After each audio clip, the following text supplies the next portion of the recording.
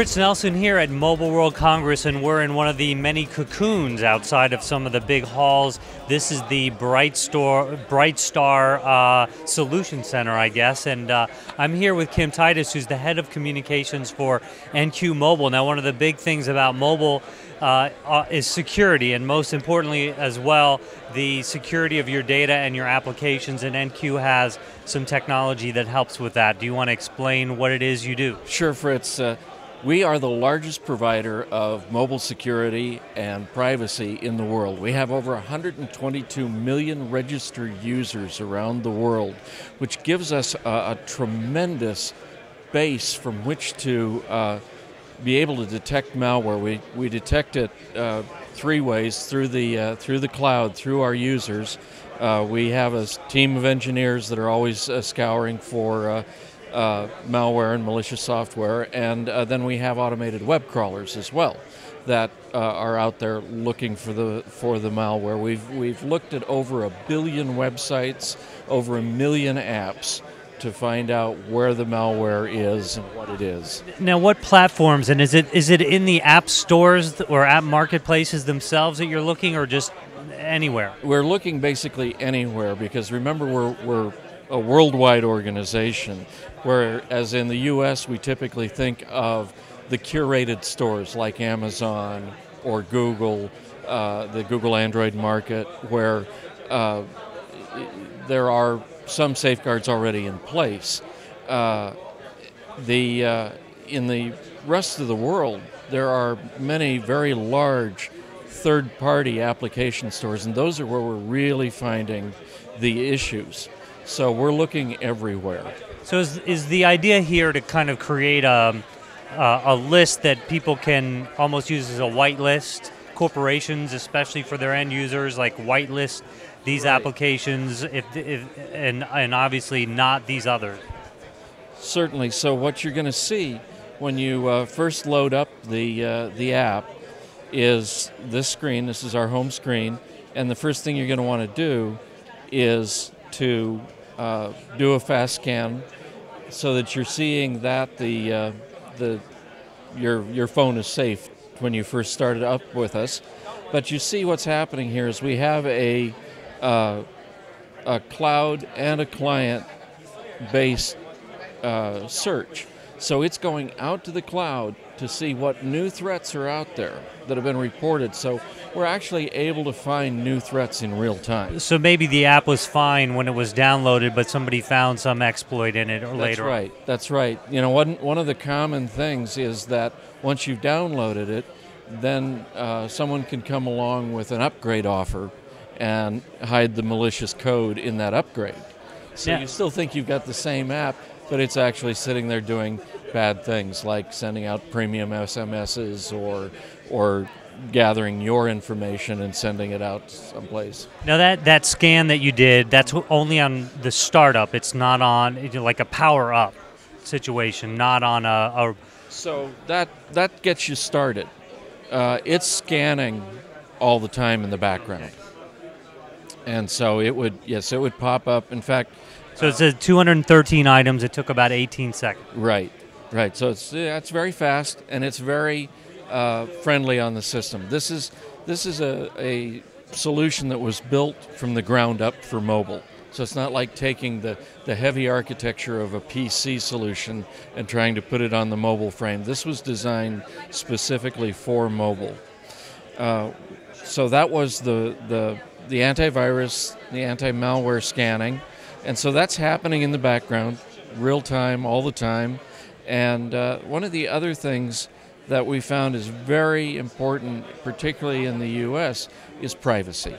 People are very concerned about their privacy. What are these apps doing? What are they searching through? And what are they giving away?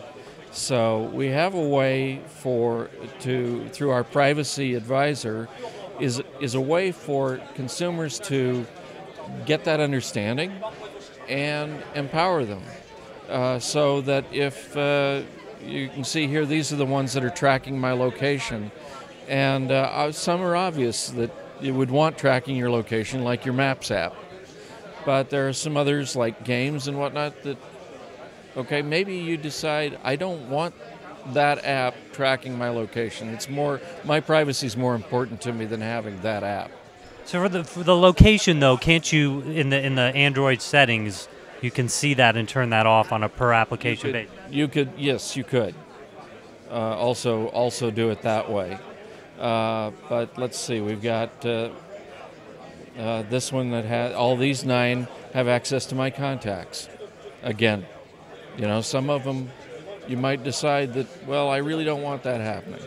Right, and you don't know. And you don't know unless you have something like this. And by the way, this is a free app. So it's just right out there in the Android marketplace. We have a modified version in the Windows marketplace. So how does NQ make money? So we do have some premium features, but I want to just emphasize that the antivirus, the anti-malware, that's a free app.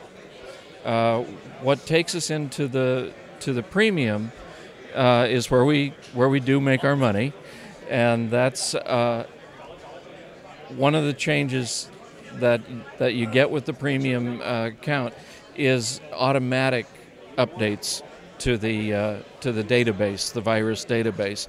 But you can do that manually on the free app. Got it. So you're not scanning every time; it's just provided. Right. And so we're not charging folks for any kind of antivirus ware. Where we do find that folks are very interested and willing to pay is in the privacy. So let me put in my passcode here, and so what we can do on the in the basic app, you can you can find the phone. You can try and find the phone if it's been lost or stolen. Going into the premium features, you can sound an alarm on the phone, you can lock it, or you can wipe your data. So when you think about it, you wouldn't consider going on the internet without antivirus, and yet on a PC. And yet we're carrying so much more personal and sensitive information right here that this becomes very important, much more important even than the PC, and it's one of the reasons we added the anti-theft, anti-loss feature to it. Okay, what else is in the premium version? Also in the premium version is financial security. So that's when you're doing financial transactions. It's checking to make sure that nothing's getting lost between the two ends of the transaction. And can it tell if you've got encryption going on that transaction? Well, it would still be encrypted. Yeah, I don't. Well, if I'm making some kind of payment to PayPal or eBay or something like that, then I might want to make sure. How does it ensure that things are being encrypted? I guess that's up to your encryption. Right. I just wanted to know if that feature was in there. It's not. Okay. Yeah. So and then the other is anti-eavesdropping. There are hacks and that would actually allow other phones to record or third parties to listen in, and this protects from that. You just turn it on. You say don't eavesdrop. No eavesdropping allowed. You don't even need to turn it on. Let me show you by. I'm going to dial a phone number here and watch. It's already sitting on there telling me that it's protecting the phone. Automatic. Great. Kim, thank you so much. Thank you, Fritz. I really appreciate you giving us the opportunity to talk about our privacy software and our antivirus software. Thank you.